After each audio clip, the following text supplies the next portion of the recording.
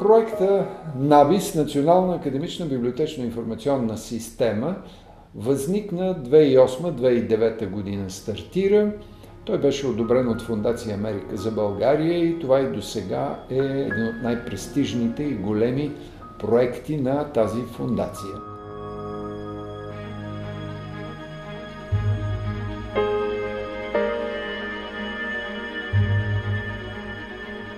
Учредители и съответно изпълнители на този проект първоначално станаха библиотеката, респективно Софийския университет като цяло, Американския университет, респективно неговата библиотека и съответно Българска академия на науките в лицето на нейната библиотека.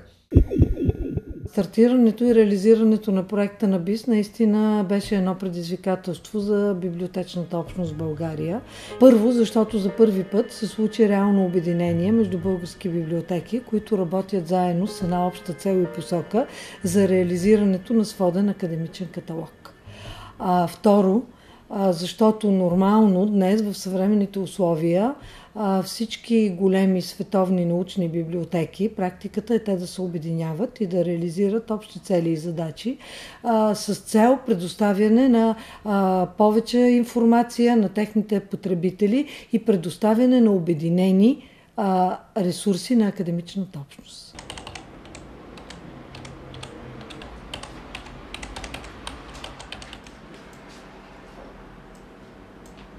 С едно търсене вие имате възможност да намерите адекватната информация на практика във всички ресурси, с които дадена библиотека разполага. НАБИС се интегрира в световната мрежа. Примо каталога на НАБИС е достъпен да се ползва по всяко време. Дори всички наши потребители и чрез iPhone могат да ползват НАБИС каталога, така че няма никакви пречки.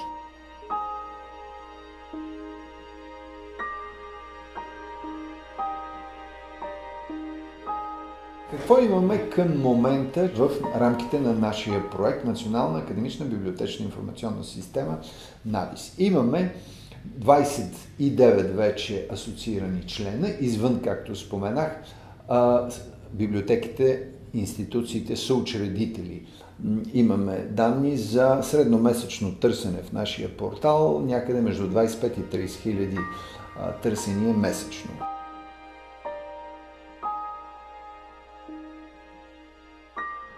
Казвам се Симона Младжова, уча библиотечно-информационни науки, втори курс, Софийския университет. Занимаваме се с каталога НАБИС почти ежедневно, търсим книги и документи в него. Ползата му е, че е много удобен, спестява много време и усилия. Мога да ви покажа сега как да намерим някоя книга. Значи тук в полето за автор или заглавие си пишем автор и веднага ни излиза съответното търсене. Кликваме върху избраната от нас книга. Имаме детайлна информация тук, характеристиките на книгата и намираме дали тази е търсената от нас. В Locations имаме местата, които се намира тя и е свободна. Също така може да пожелаем да ни докарат и в най-близката библиотека до нас, така че всичко е практично и удобно.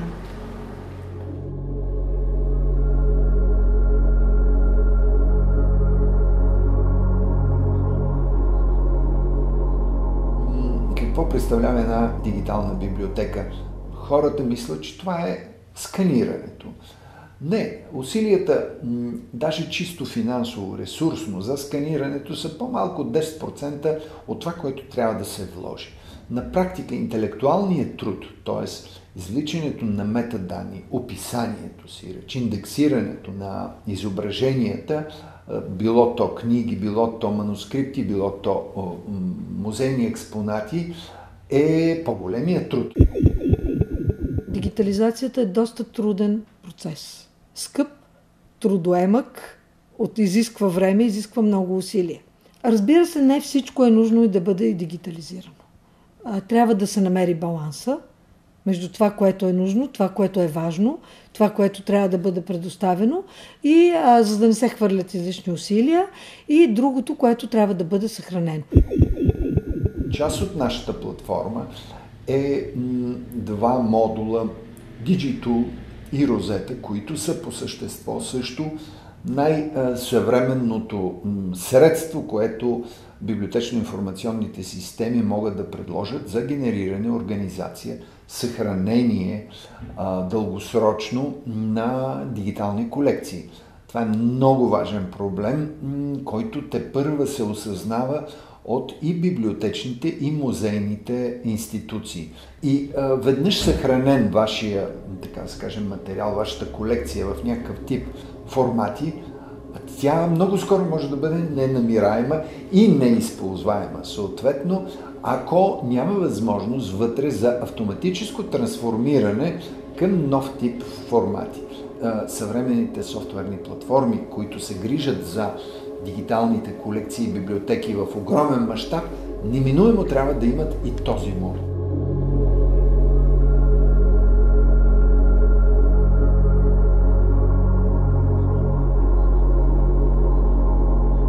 Не е страшно преформатирането на носителите. Книгата многократно във вековете е сменяла своя носител. Няма да се връщам да говорим за глинени плочки, камък, папирус, пергамент, хартия. Това е историческия път на книгата. Тя се е променяла, но тя продължава да съществува, да стои. Разбира се, трябва да се реши един чисто технологичен проблем, който стои съхраняването на информацията.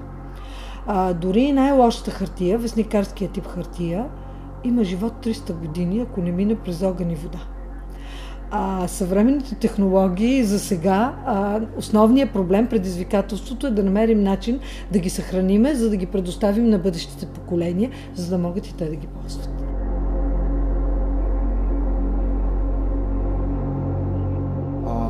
В Съединените щати се оформи едно ново движение от библиотеки академически и публични библиотеки, т.е.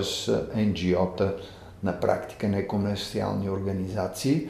Инициативата дойде от библиотеките на Харвардския университет и най-вече в лицето на директора на тази библиотека, професор Робърт Дартън, един уникален човек, уникален интелектуалец. И през тази година стартира така наречената Digital Public Library of America. Well, the Digital Public Library of America, which we are developing, will respect copyright. We will not break copyright law. I'm an author myself. I have many books in copyright. I understand the importance of respecting copyright.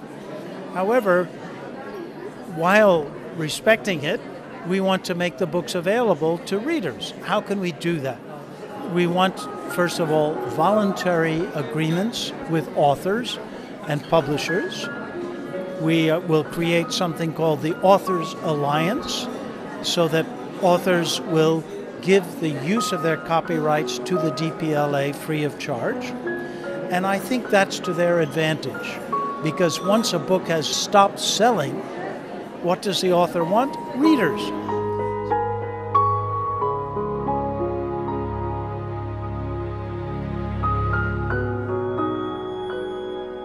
It seems to me the more open knowledge is, the more valuable it becomes. We don't know how people will make use of books and images and recordings. It's up to them. So I think what we can do is to unleash creativity. We can mobilize the creative energies of readers by making the books available. After all, if the books are behind walls and unavailable, whether the walls are commercial or physical, those books serve no purpose.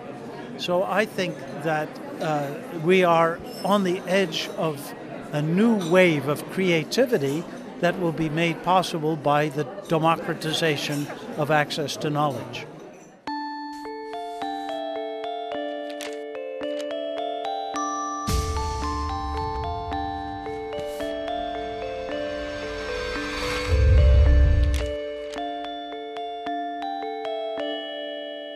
This is the best time to be working in libraries because of the changes in the overall environment. the changing expectations of users, and the development of new technologies that can enable our collections and services to be used in new ways. So it's a great time to be a librarian. To be a librarian, one must be intelligent. Organization is crucial. And, as with any job, they must be productive. Beth is a librarian. 60 million views, really? Shh. The kinds of people that we are hiring today come with new digital skill sets. They are particularly good at collaborating, but they also care deeply about the stewardship of knowledge and learning and about educational goals. So it's a nice combination of skill sets and abilities and values.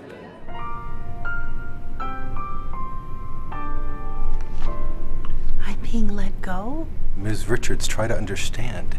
It's just that with the library becoming more electronic-based, the students need someone who's really up to date with the new concepts. Please, the library and the students. That's all I've got. Действително има една дехуманизация, бих казал, в смисъл натрупане огромно количество информация. Тя е лесно достъпна. И в този смисъл за човек става, даже и за специалиста, много трудно да следи и да се ориентира в тази огромна маса от информация. Търсите нещо, удовлетворявате се някъде на първия, втория прозорец с нещо, но повече не търсите. Това не винаги обаче е точният отговор на вашия въпрос. Значи винаги работиме в една размита среда. The job of the librarian is now thrilling because librarians provide guidance to people in cyberspace. People get lost in cyberspace. They go to Google, but Google isn't adequate. And so they need help in finding relevant information. And the librarian can help them do that. So librarians are leaders in finding a way through this new digital world. And I think nothing could be more exciting.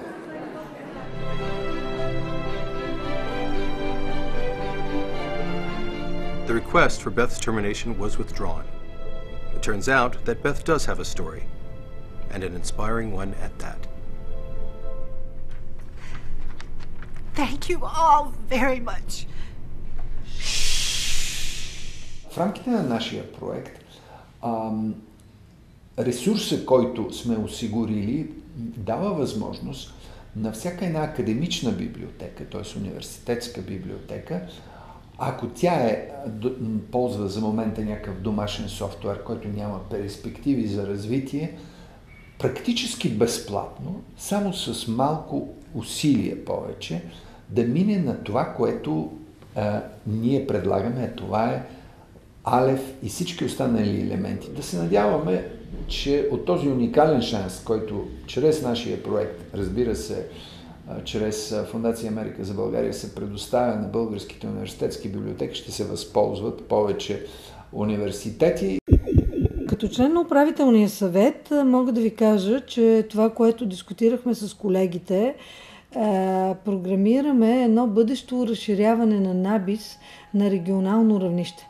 Да включиме големите университетски библиотеки на Балканите, за да стартираме като един проект в Югоизточна Европа.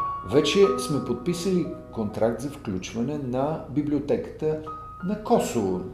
Сериозен интерес и в момента да преговаряме с библиотеката на държавния водещия университет в Букурещ, което е уникално.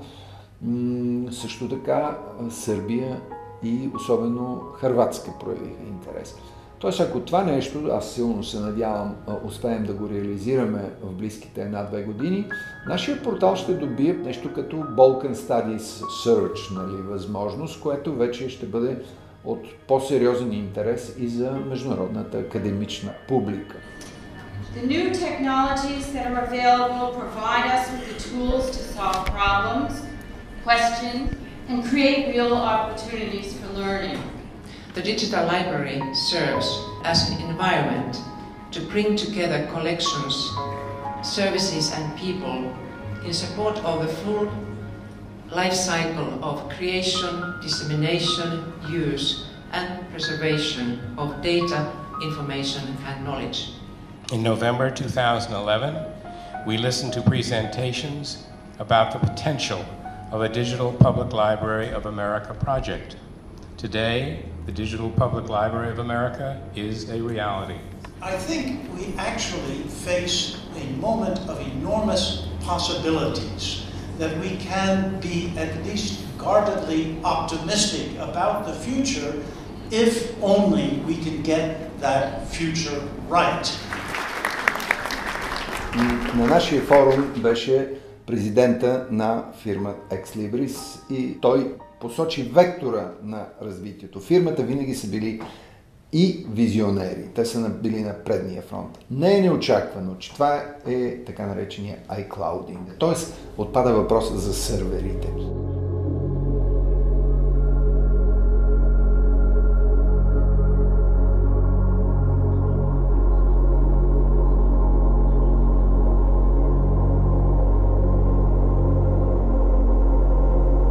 Някъде преди около 10 години направиха едно такова изследване, според което от продуцираното човечеството знание годишно само 0,07 хиляди, забележете, 0,07 хиляди, и то преди 10 години, са върху хартия. Всичко останало е битове и байтове. То няма форма върху книга. Това много ясно показва къде трябва да бъдат приоритетите, разбира се. Книгата в варианта на кодекс е тенденция да се запазят разрушаващите се ръкописи, които се преписват на пергамент и се предават на следващото поколение. Ние в момента по същество с помощта на новите технологии продължаваме този процес на съхранение на културното наследство, на знанието, на научното търсене, за да го предадем на следващите поколения в новите форми, в които живееме в новото информационно общество.